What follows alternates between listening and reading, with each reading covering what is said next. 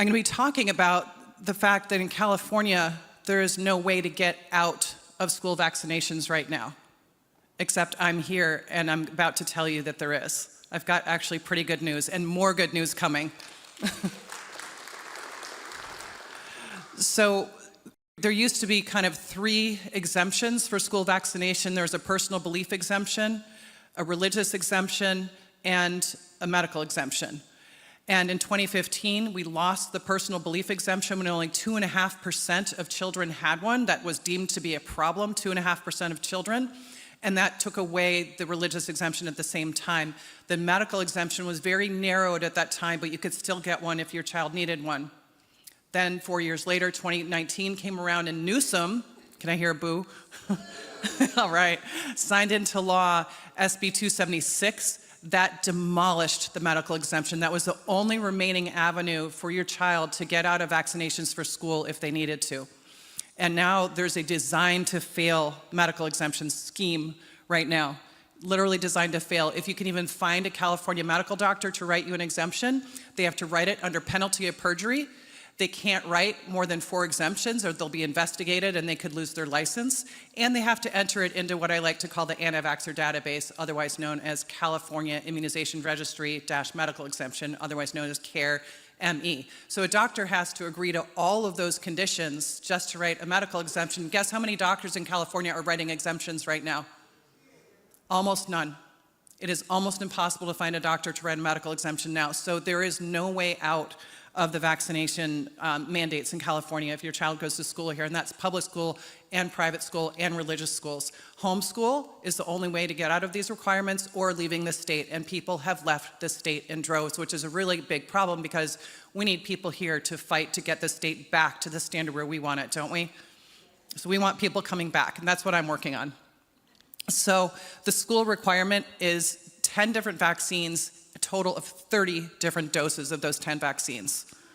But get this, California has a very bloated schedule that's even bigger than the school vaccine schedule. And if you go to your pediatrician, the pediatrician's not going to differentiate between the required school vaccines and the entire CDC schedule, which is no longer the CDC schedule. It's just the schedule in this alliance of states that are anti-Trump, anti-MAHA.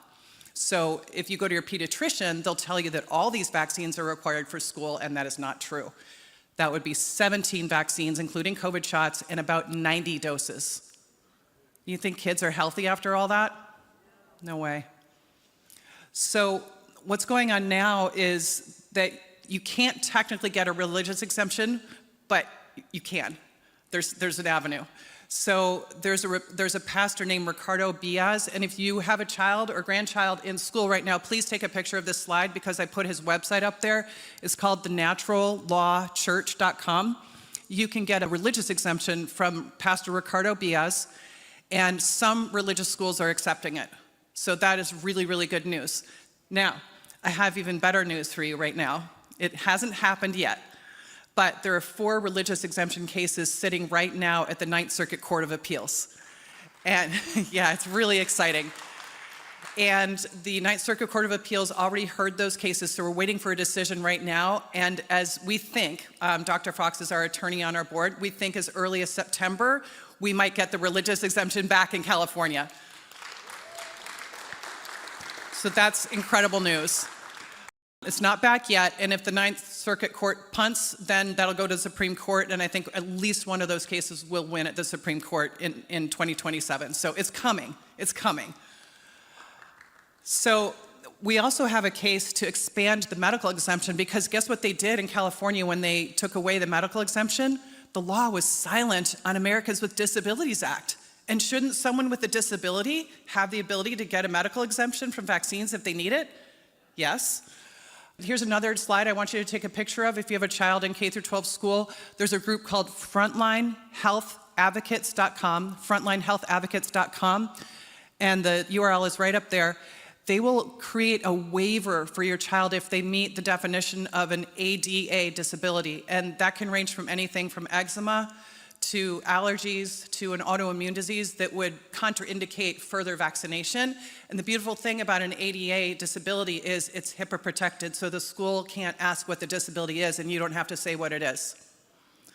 And those are working right now. But It's a very adversarial process. It's not fun to get an ADA waiver and then fight the school to take it, but there are tons of ways to fight it. I'm not going to go into all the details on that right now, but Frontline Health Advocates, they have a whole group dedicated to different ways you can fight it, and right now there's 12 valid ways you can push back on the school to get them to capitulate.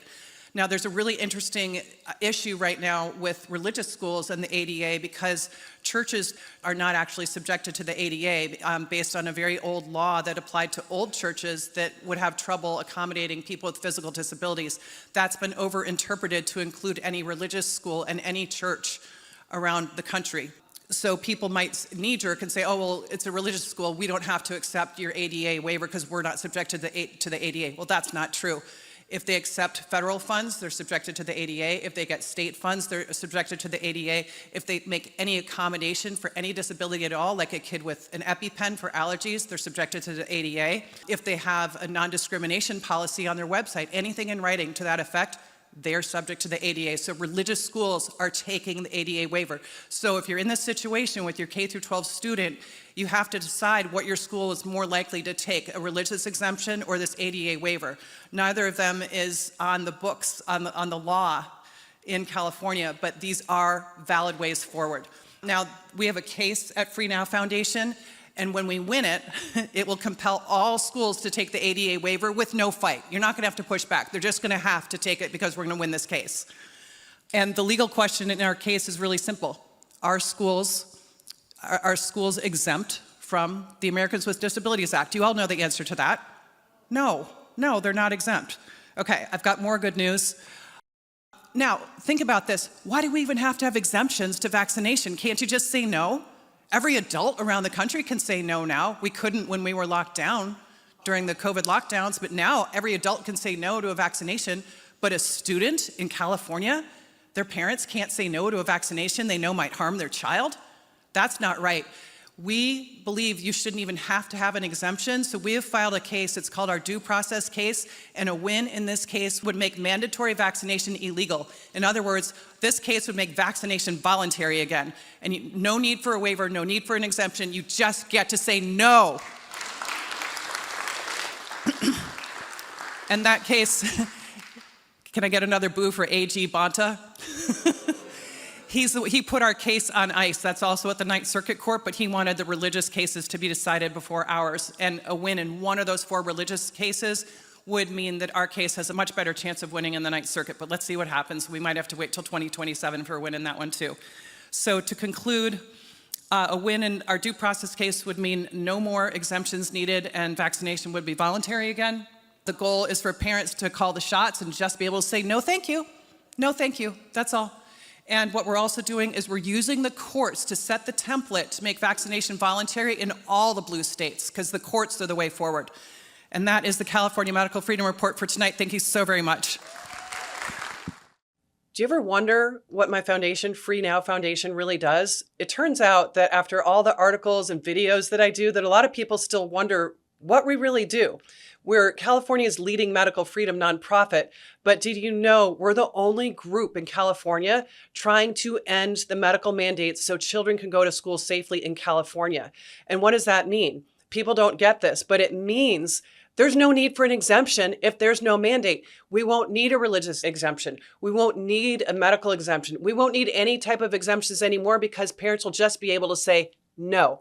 No is a complete sentence. And Free Now Foundation is going to stay in the courts and do this legal strategy, pursue it as long as it takes until parents call the shots again in California and beyond, and parents can just say a simple no.